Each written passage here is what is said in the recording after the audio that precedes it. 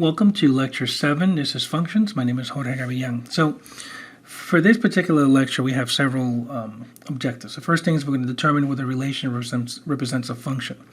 Then if we determine that it is in fact a function, we're going to go ahead and find the value of the function. And then we're also going to find the domain of a function that's defined by a given equation. And then we're going to go ahead and form the sum, difference, product, and quotients of two functions. So the first thing is that a relation is a correspondence between two sets. So a relation is we have x and y two elements in these sets. And if a relation exists between x and y, then we say that x corresponds to y, or that y depends on x. And we can write it as x corresponds to y. So for the example, y equals 3x minus 1. For every value of x, there's a unique value of y that we get. So here we have what we it's an ordered pair, so we're going to go ahead and construct ordered pairs and also a map. So the first thing is the map. So we have the set of states and the set of number representatives. So when we connect an element in the state to an element in the number of representatives, then that's a relation that we've created. So Alaska with 7, Arizona has 8, and so on. So as ordered pair, this is what they look at as ordered pair. So Alaska 7, Arizona 8. So Alaska would be your x, and the number of representatives would be the y. So what's the definition of a function? So let x and y be two non-empty sets. And the function from x to y into y is a relation that is associated with each element of x exactly one element of y.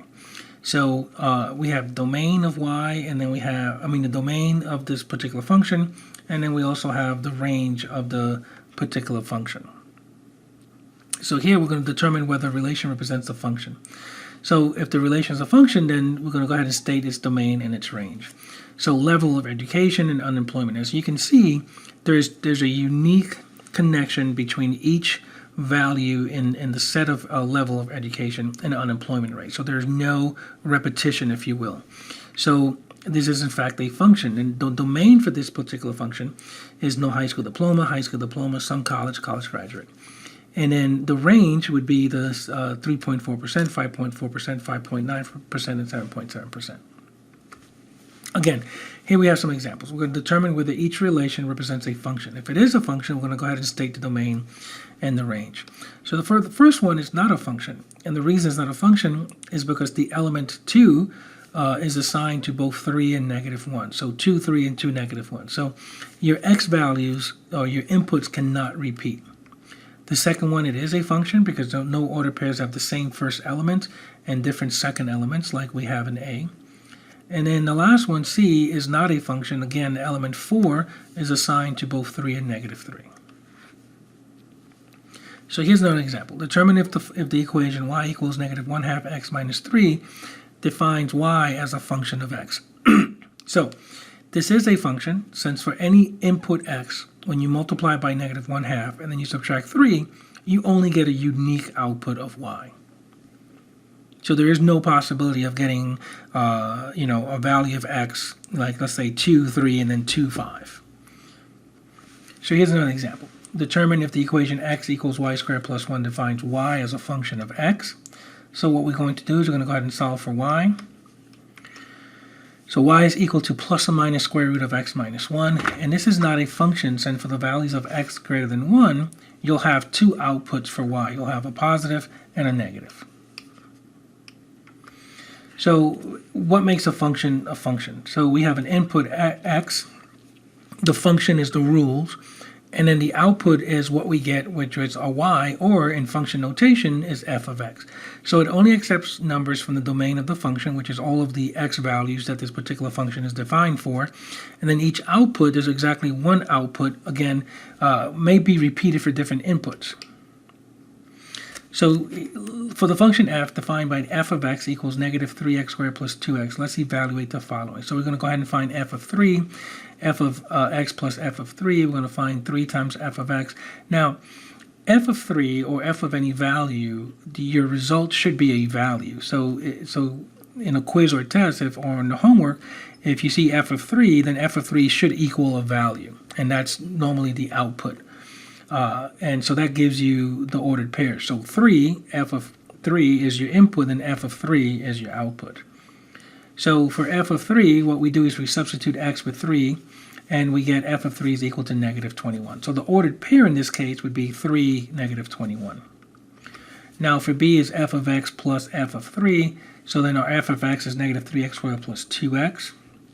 So then what we do is we add those two functions together, and then we get negative 3x squared plus 2x minus 21. For c, what we're doing is 3 times f of x, so we're multiplying the function f of x times 3. So here you can see that we can just do distributive property, so 3 times f of x is equivalent to negative 9x squared plus 6x. The next one is d, which is f of negative x, so then that means that wherever we see an x, we're going to substitute that with a negative x. So then we end up with negative 3x squared minus 2x. The next one is the e, so negative f of x. So again, what we're going to do is multiply the function by negative 1, so we end up with 3x squared minus 2x. And then f is f of 3x, so we're going to replace the x in the original function with 3x. And when we do that, we end up with negative 27x squared plus 6x. And then the last one, or g obviously, is f of x plus 3. So that means everywhere we see an x, we're going to replace that with x plus 3. When we do that, we get negative 3 times x squared plus 6x plus 9 plus 2x plus 6, and we simplify that to negative 3x squared minus 16x minus 21. And then the last one is h. So h is f of x plus h minus f of x divided by h. So we replace x with x plus h. We start to manipulate it algebraically. And that's our third step. And then here we end up with, so real quick, so this step here, you can see that the negative 3x squared and the 3x squared are going to cancel out, and that's how we end up with the negative 6xh minus 3h squared plus 2h.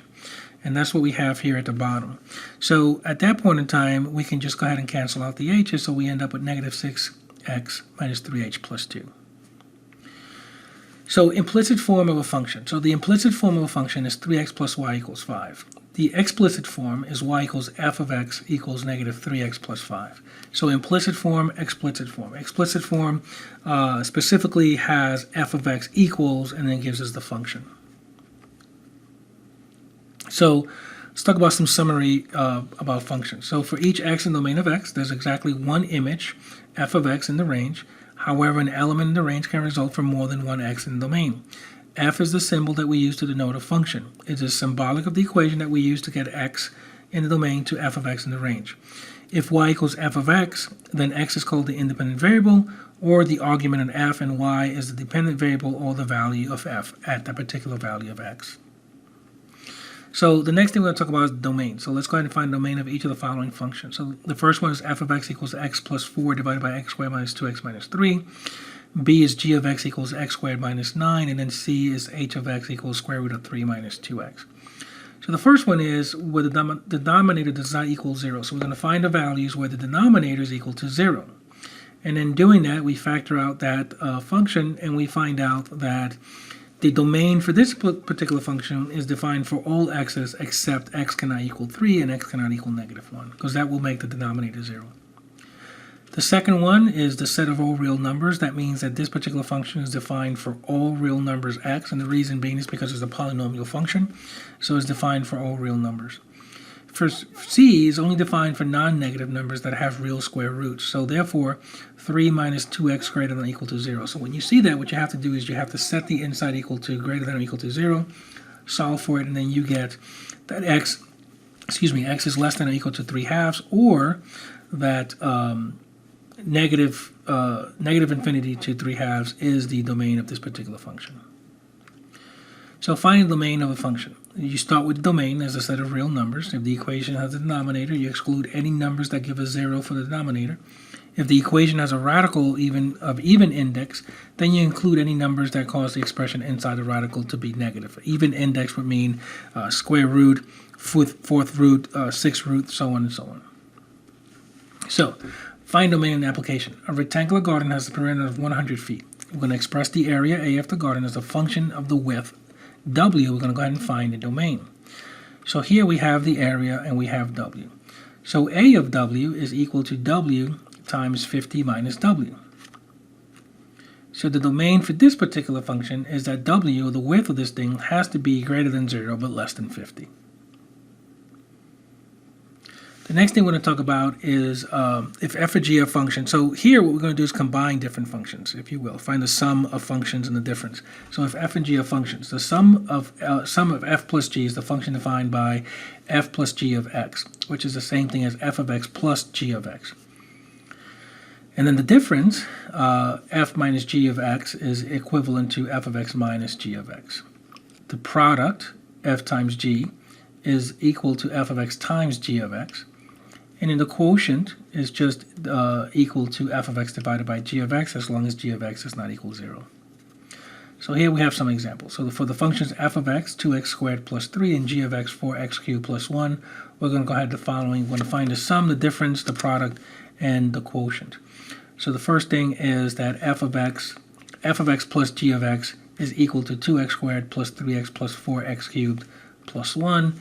And then kind of cleaning it up a little bit, we end up with 4x cubed plus 2x squared plus 4. Now the difference here, and you have to be careful because we are subtracting, so we have to put parentheses around the second function, which is the g of x.